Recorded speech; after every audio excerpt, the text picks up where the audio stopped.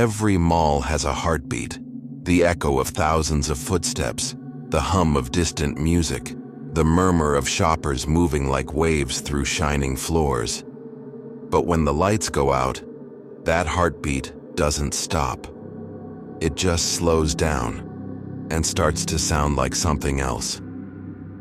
It was early 2016 when Marcus Bell, a night shift security guard, took the job at Oak Ridge Plaza, a once bustling suburban mall in Illinois that had started dying after most stores shut down. By the time he started, only a handful of places were still open: a discount shoe outlet, a thrift store, and one sad little food court stall that sold reheated pizza until 8 p.m. His job was simple: walk the floors, check the exits, make sure no one broke in. But the moment he stepped into that mall at night, he realized something was off.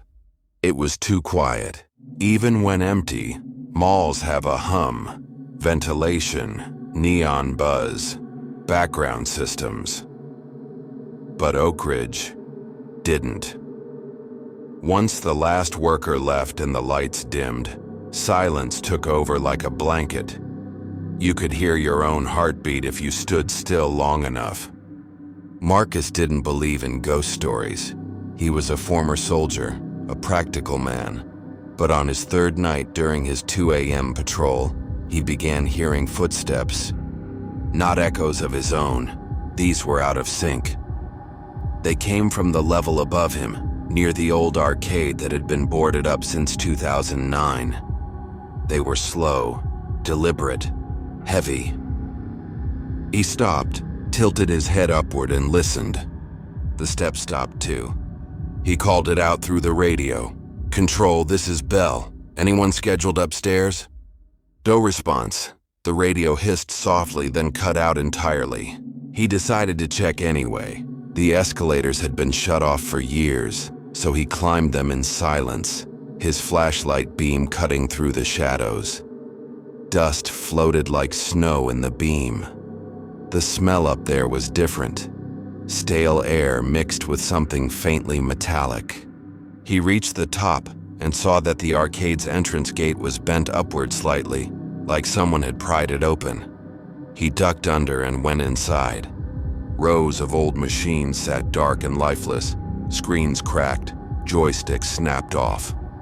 The only sound was the faint hum of his flashlight. Then he saw it. A machine in the back corner, an old photo booth, still plugged in. The screen glowed dim blue. Across it were 4 photo frames, but the faces were blurred. Not pixelated, not glitched. Blurred, as if someone had smudged them from the inside. Marcus took a step back. The screen flickered, then the speaker crackled, and a distorted voice whispered something he couldn't understand. He turned to leave, but his radio hissed to life. "Marcus!" He froze. The voice wasn't Control. It was his own voice whispering his name back to him in perfect rhythm. He yanked the radio off his belt and dropped it. The sound didn't stop. The whispering continued, coming from the photo booth speaker now, looping the same word. "Marcus, Marcus, Marcus." He pulled his sidearm and aimed it toward the booth. "Who's there?" No answer. Then a camera flash went off inside the booth. When his vision cleared, the whispering had stopped. The mall was silent again. He slowly approached the booth and looked at the small slot where photo strips would come out. A single one slid forward, crisp, freshly printed. 4 frames. The first 3 were empty. The 4th showed a man, standing right behind him. A tall shape in the dark wearing something like a mask. Its face featureless except for 2 small slits where eyes should have been. Marcus turned around instantly. No one there. He backed away, his flashlight trembling. When he looked again, the booth was off. The power cord was ripped clean out of the wall. He reported the incident in his logbook but didn't tell the mall manager. Who would believe it? The next few nights he stayed on the lower levels, avoiding the arcade. But every time he passed near that wing, the overhead lights would flicker, always just once, like a pulse. One night around 3 a.m., he checked the security cameras out of curiosity. The monitors showed each section of the mall, the shoe outlet, the food court, the service hallways. Nothing unusual. Then he switched to camera 9, the one overlooking the arcade level. A faint light glowed near the photo booth. A human shape was standing in front of it, still facing the camera directly. Marcus leaned closer. The feed was grainy, black and white, but the figure seemed familiar. The posture, the build.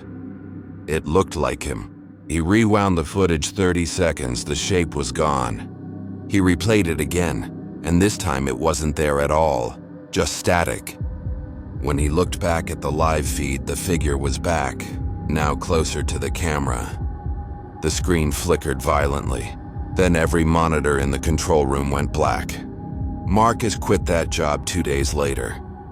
He turned in his badge, handed over his keys, and refused to explain. The mall closed for good later that year. But according to local urban explorers, the security room still has power. And if you visit after midnight, one of the cameras, camera 9, still turns on by itself. It shows the same hallway, the same arcade, and a man still patrolling, flashlight in hand. Some say it's Marcus. Others say it's the thing that took his place. But one thing's certain. If you ever find yourself in a dead mall and you hear footsteps above you when you're alone, don't follow them, because whatever's walking up there already knows your name. Every shopping mall has a store that never feels right. The one with too much silence, too many reflections, and mannequins that seem to be watching. For Clara Jennings, that store was Style Loft, located on the second floor of the now abandoned Brookhaven Mall. She had worked there for 4 years, part-time while studying design. The job was dull, folding clothes, rearranging displays, closing up after long evenings. But she liked the quiet hours after closing, when the mall emptied out and her footsteps echoed through the corridors like soft thunder.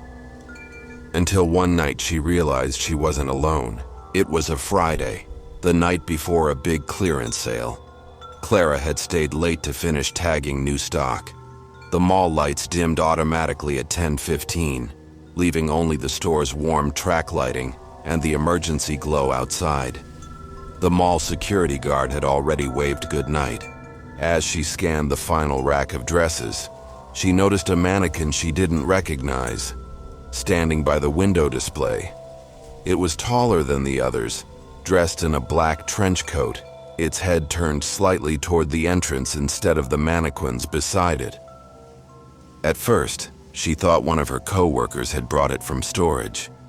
But when she checked the log sheet, there was no record of any new displays being set up. Something about it bothered her. Its posture was too human.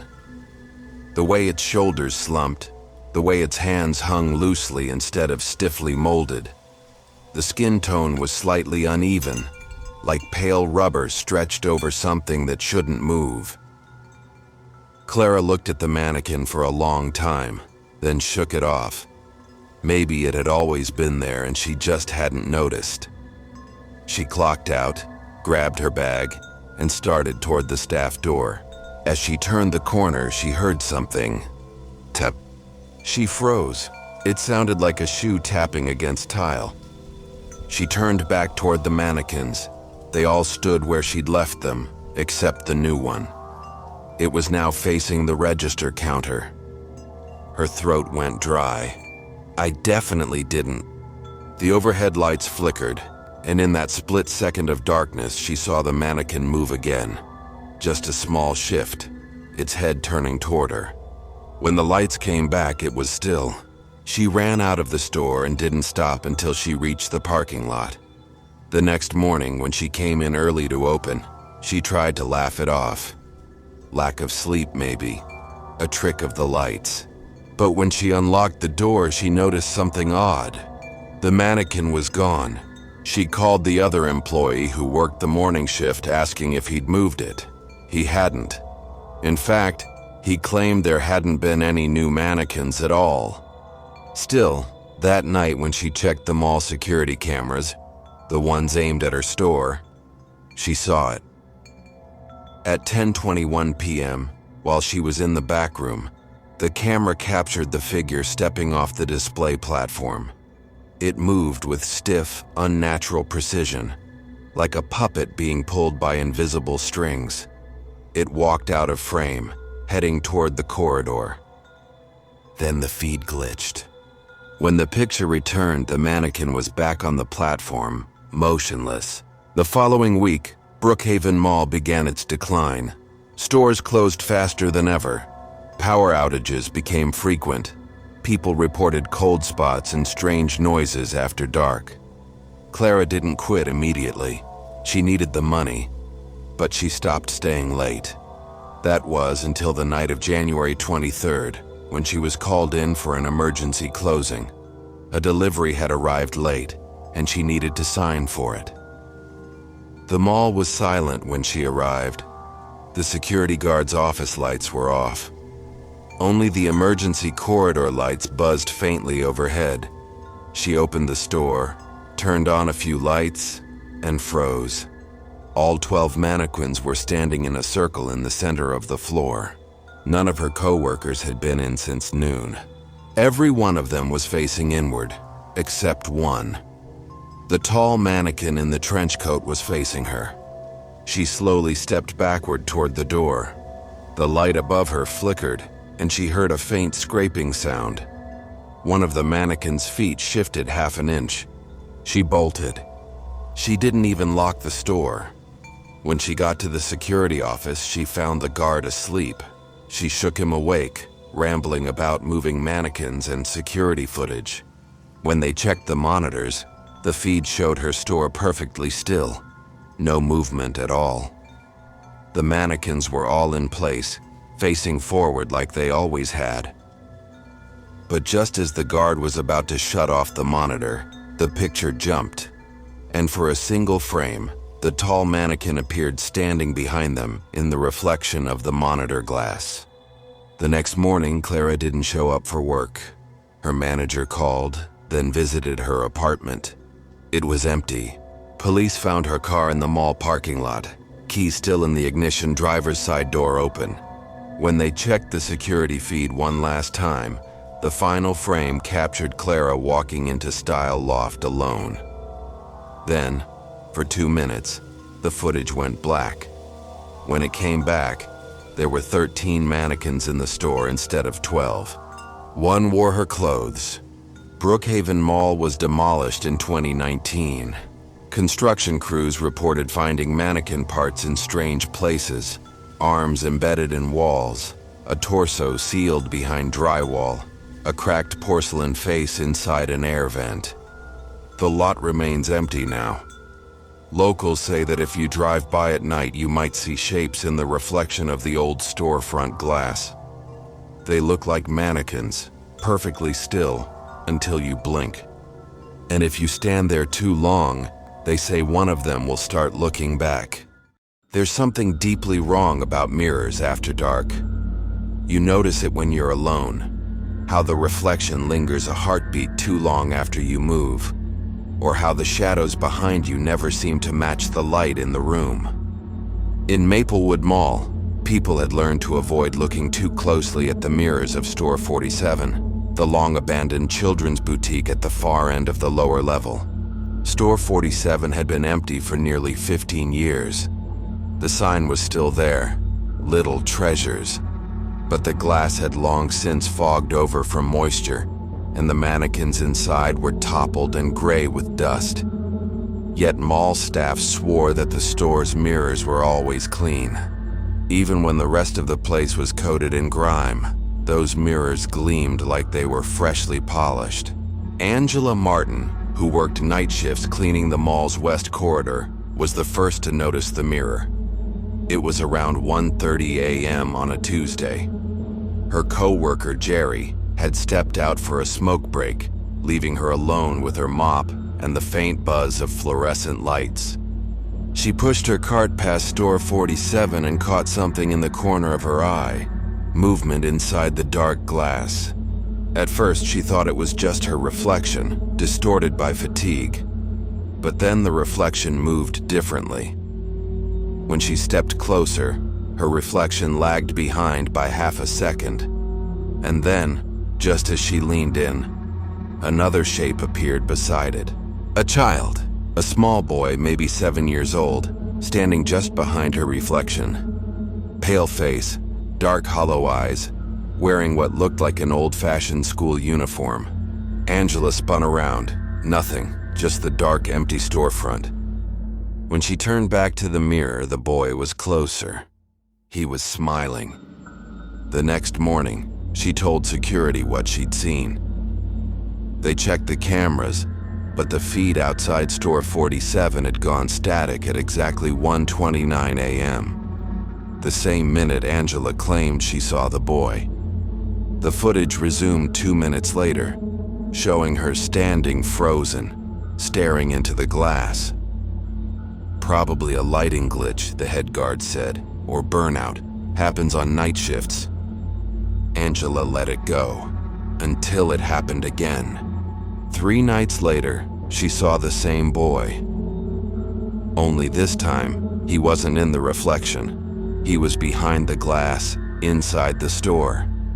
She could see him standing between the dusty mannequins, his eyes shining faintly in the dark.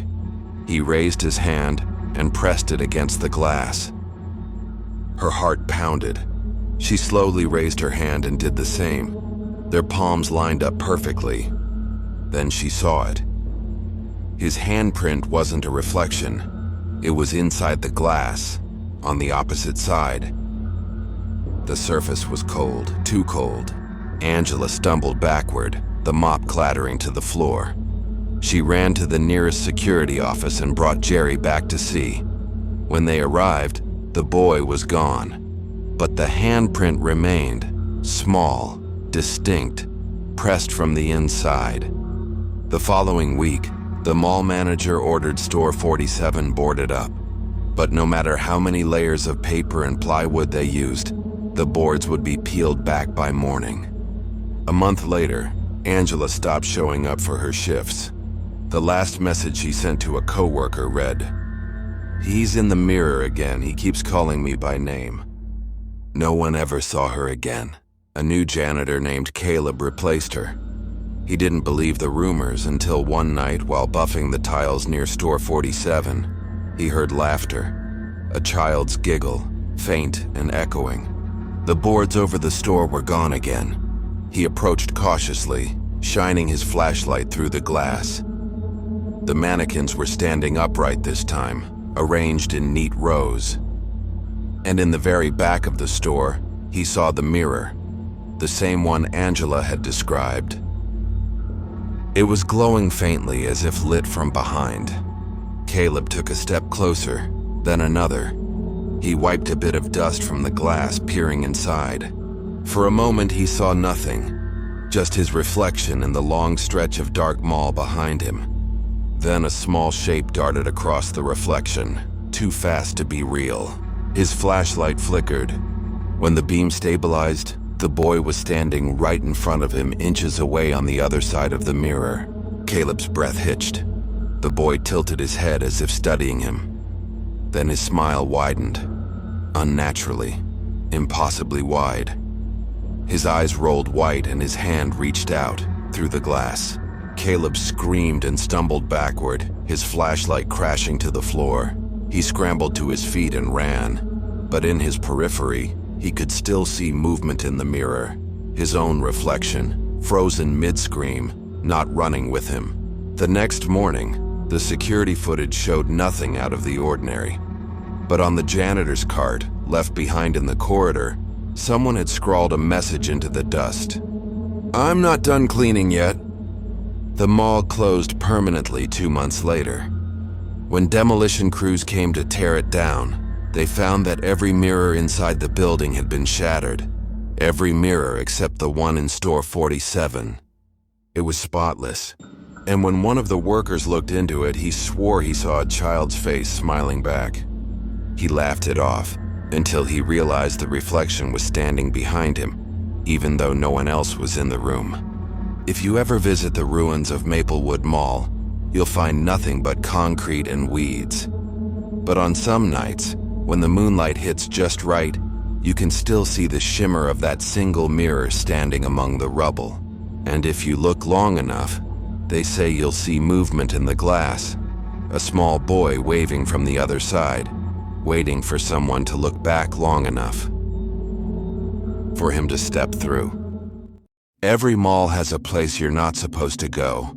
The place is hidden behind staff-only doors, down service corridors that smell like dust and cold metal. Beneath Ridgeway Mall, those doors led somewhere worse, a maintenance tunnel system built in the 1970s that ran below the entire property. Most employees didn't even know it existed, but David Ross, a maintenance technician, did. He worked nights fixing wiring and leaks. He'd been with the mall for years and knew every hallway, every vent, every fuse box. Until one night, when the system led him somewhere that wasn't supposed to exist. It started with a power failure. Half the mall's lights went out around midnight right after closing. David was in the boiler room when the radio crackled. "Ross, can you check the sub-level breakers? Cameras on the West Wing just died." He sighed. "Copy that, heading down." The maintenance tunnels beneath Ridgeway were narrow, concrete walls, low ceilings, and miles of pipes that hummed faintly when the mall was active. At night, the silence was suffocating. The only light came from David's flashlight and the occasional red emergency bulb. He followed the tunnel markers toward the West Wing. The smell changed the deeper he went, from industrial dust to something older, like damp earth and decay. When he reached the breaker panel, he noticed something strange. One of the conduit doors that led further down, one that had been sealed since the late 80s, was open. He radioed in. "Control, who's working sub-level B? Door 47A's open down here." Static, no response. He tried again, still nothing. He shined his light through the opening. A steep concrete staircase descended into total darkness. The air coming up from below was cold and wet.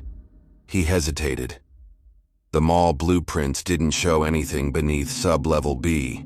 Still, he started down. Each step groaned under his boots.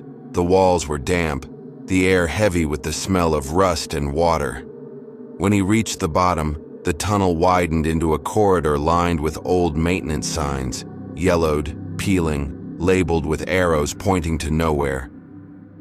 There were rooms on either side, storage units long forgotten, filled with broken mannequins, display racks, and mold-covered boxes. Some had faint writing on them. Promotional materials, 1982. His flashlight flickered as he passed them. Then he heard it, footsteps behind him. "Slow, careful." He turned around. Nothing. "Hello?" he called out. His voice echoed endlessly through the concrete. "Anyone down here?" Silence. Then faintly, a metallic clang like a pipe being struck. He started walking faster, scanning the walls for a way out. Then he saw it. A doorway half covered by a collapsed sign that read, "Sub-level C." There was no record of a sub-level C in any of the blueprints. He ducked inside.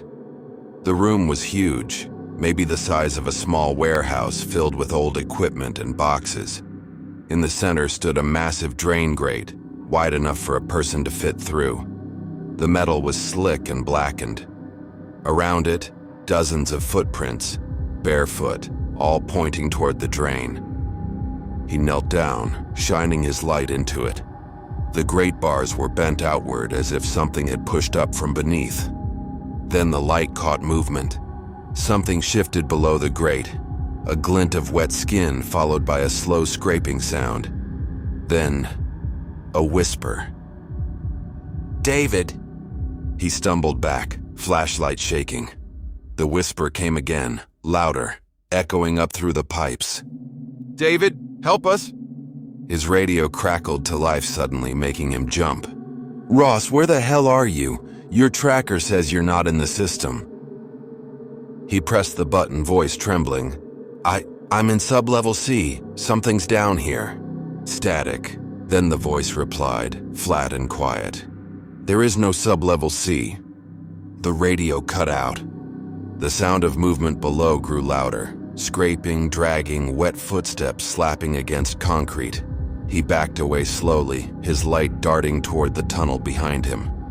Something was crawling out of the grate. Pale hands, slick and trembling, gripping the edge. Then a face emerged, hairless, eyeless, its skin stretched tight across its skull. It opened its mouth, and the voice that came out wasn't human. "Stay with us, David." He ran. The sound followed him. Dozens of footsteps now, echoing in unison. He didn't look back. His flashlight flickered, caught glimpses of shapes in the dark, crawling along the ceiling and walls. He slammed through the corridor, sprinted up the stairs, and burst through the maintenance door into the boiler room. The door behind him slammed shut on its own. He locked it and called security, babbling about something in the tunnels. But when the team arrived, they found nothing. The door he swore he'd come through was sealed with rust, the hinges fused like it hadn't been opened in decades. The breaker panel was fine, there was no door marked 47A. David never returned to work. He quit the same week, left the state, and refused to talk about it. 2 years later, when the mall was demolished, construction crews uncovered something buried deep beneath the foundation. A sealed access shaft that led nowhere. Inside were corroded pipes, old electrical panels, and a single metal grate. The bars were bent outward. The air that seeped from below smelled like rot and stagnant water. And when one of the workers leaned in to look, he swore he heard something whisper his name. If you ever find yourself in a mall after dark and see a door marked maintenance, sublevel access, don't open it. Because below the floors and flickering lights, there's still something moving through the tunnels, waiting for the next person who doesn't belong there. And when it whispers your name, it already knows the way out. They called it Crescent Park Mall, a shining new beacon of modern shopping and entertainment, set to open in the fall of 2003. Newspapers called it the heartbeat of the new city. It was supposed to bring thousands of jobs, hundreds of stores, and luxury experiences that no one in the region had seen before. But if you drive past the property today, you'll see nothing but a skeleton of glass and rust. The parking lot is cracked, weeds bursting through faded yellow lines. The signs are gone. The lights have been dead for decades. The place feels frozen, as if time itself stopped before the grand opening and never started again.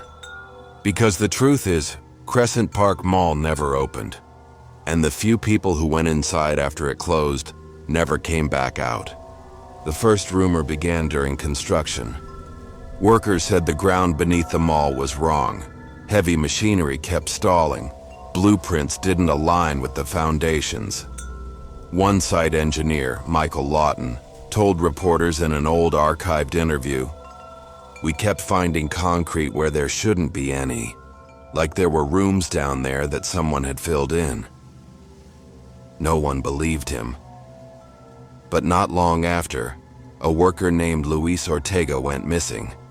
He was a night security guard, quiet, reliable. One morning they found his flashlight still on, lying in a puddle of oil near the west loading dock. His radio was still transmitting. The last thing anyone heard him say was, "There's a kid down here." Police searched the area, but there were no footprints, no broken locks, no sign of a struggle. The only thing they found was a small, smudged handprint on the inside of a newly installed glass door, at least 4 feet off the ground, far too small to be an adult's. Luis's family swore he would never abandon his job, but after his disappearance, dozens of workers quit. A few months later, a new team came in to finish the wiring and fixtures. Among them was Maria Bennett, a safety inspector known for being skeptical of all the ghost stories. She worked late nights to meet deadlines. One night around midnight, she was on the second floor testing emergency lights when the power went out across the entire site. Total darkness. She radioed for help, but all she got was static. Her flashlight flickered to life, and that's when she saw it. A child's face staring back at her from the reflection in the glass storefront ahead, pale, still, motionless. She swung the light around, but the corridor was empty. When she turned back to the reflection, the face was closer. The mouth was open now, forming a silent scream. Maria dropped her flashlight. The light rolled across the floor, spinning, flickering wildly, and for a brief moment, the reflection showed someone else standing right behind her. The next morning, her body was found at the bottom of an escalator shaft. Her bones had been crushed, not from a fall but from pressure, as if something had squeezed her from all sides. The project was halted for 6 months after that, but pressure from investors forced construction to resume. They brought in a new crew, mostly younger workers with no idea about the site's reputation. But almost immediately, strange things started happening again. Scaffolding collapsed without reason. Equipment went missing. The sound of footsteps echoed from the upper levels long after workers had clocked out. One night, a plumber named Eddie Daniels was working in the basement tunnels when he heard music. Faint, cheerful mall music. But the sound wasn't coming from any speaker. It was echoing up from the ground itself. When he followed the sound to an unmarked maintenance door, he found it bricked shut.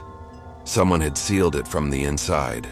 He reported it the next morning, but when the supervisors came to check, the wall was gone. Just smooth concrete. No trace of a door at all. Eddie quit that afternoon. By the end of 2003, Crescent Park Mall was almost finished. The glass skylight had been installed, the food court complete, the fountains filled for testing. The grand opening banners were already printed.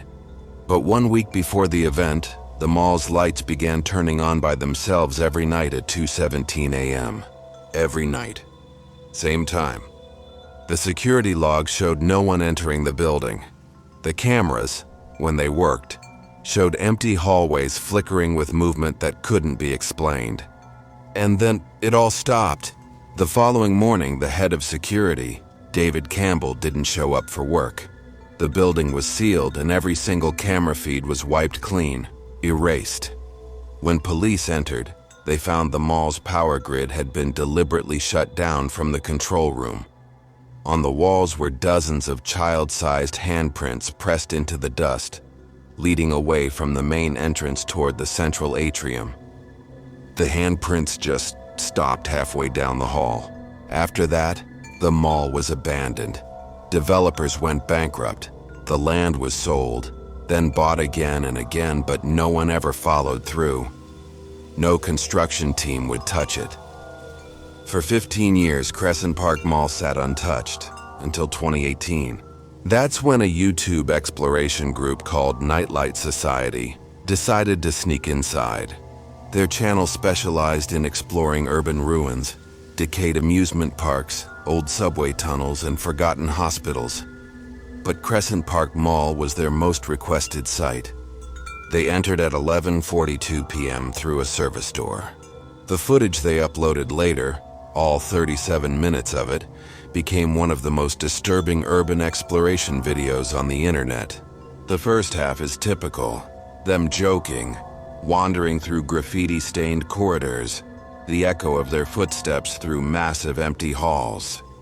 At 14:10, one of them laughs and says, "Man, this place looks brand new, like someone still cleans it." At 15:03, the camera catches something strange. One of the store windows gleams spotless, unlike any of the others.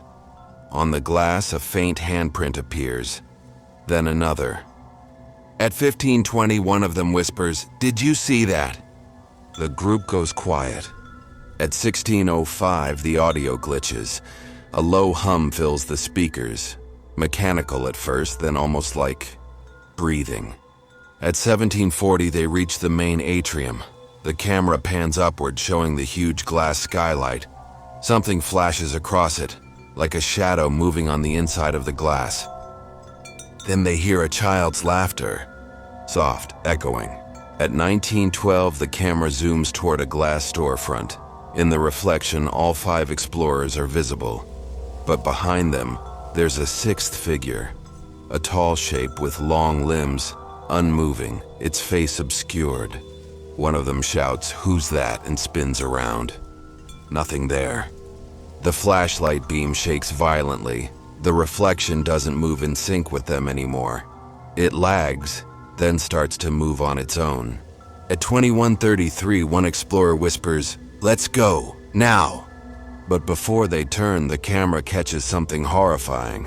Their reflections slowly smiling, even though their real faces are frozen in fear.